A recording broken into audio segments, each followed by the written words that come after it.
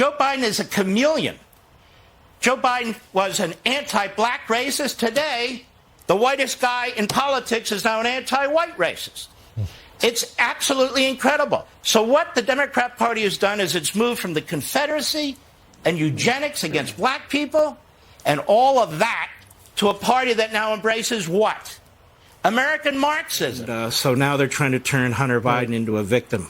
Hunter Biden has victimized this country because he's done all the dirty work for his family, particularly for his father. And again, as I've discussed here weeks and weeks ago with Hannity and others, the fact that they are bringing charges against him on the gun issues is a complete ruse. Not only could they have brought them years ago, but it has obviously nothing to do with what's going on with Joe Biden, who is protected. There's not even a criminal investigation into his participation in FARA violations, which he's a co-conspirator in. One day I'll explain that, and all the rest of it. So this book, The Democrat Party Hates America, you guys, I on radio and the weekends and others, we're always talking about what's happening to this country. And if you notice, other than us talking about the Republicans fighting with each other, we're never talking about a Republican agenda. What is the Republican agenda? They can't even agree on one. So that's a political party, as inept as that party is. The Democrat Party knows what it wants to do. The Democrat Party is the monopoly party in this country. When you think about the news that you report, or what people are talking about every single day, it involves an initiative or an outrage involving actions of the Democrat Party or their surrogates. We pay clips of the media.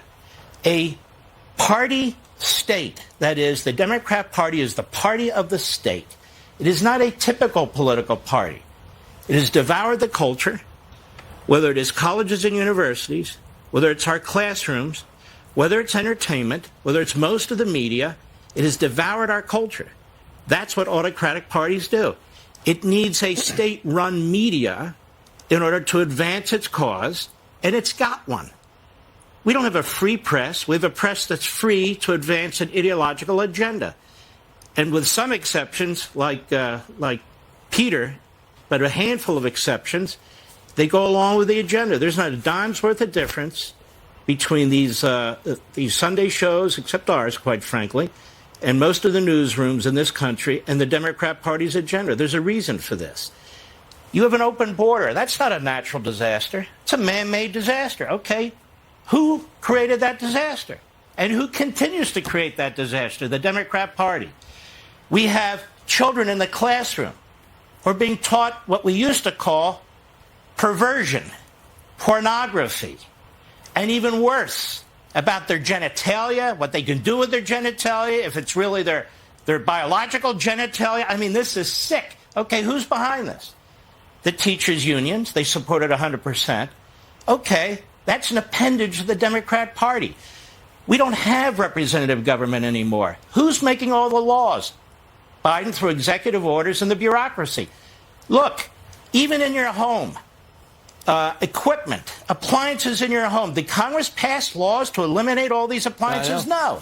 They push them out through the rubric of environment, like the incandescent light bulb is going to kill people or contribute to global warming. A party that has the power to decide what kind of light bulbs you have in your home has unlimited power.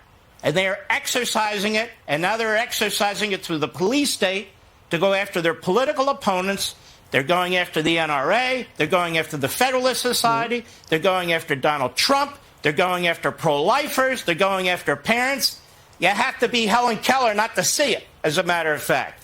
What bothers me is that we talk about these things in the vacuum. Who is responsible for this? These people are responsible for this.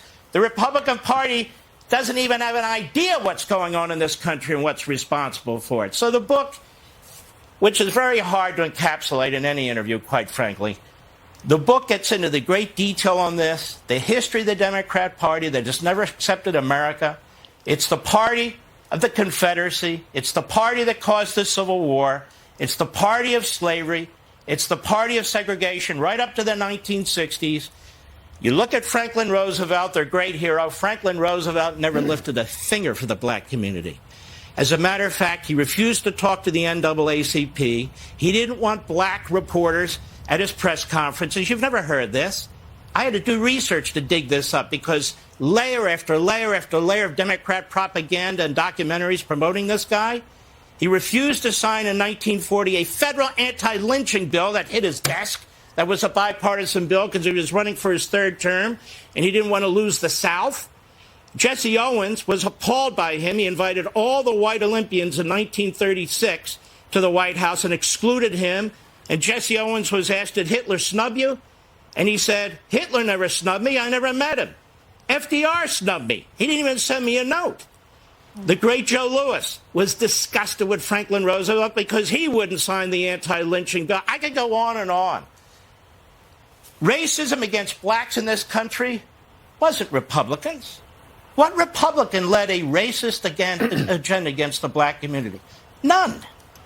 None. What Republican stood in the doorhouse, in the doorways, so little black kids couldn't go to school with little white kids?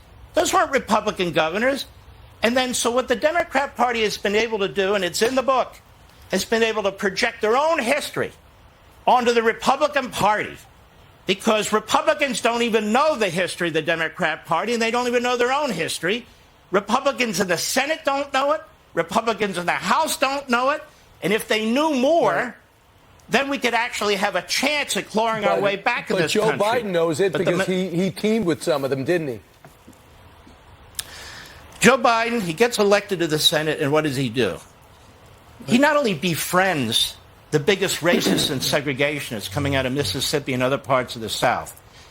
He's not only part of what they're trying to do, which is prevent integration in our public schools. He's one of the leaders. Right. He's one of the leaders. He signed on to what they were doing. He supported what they were doing. He used the most racist propaganda that you could possibly imagine.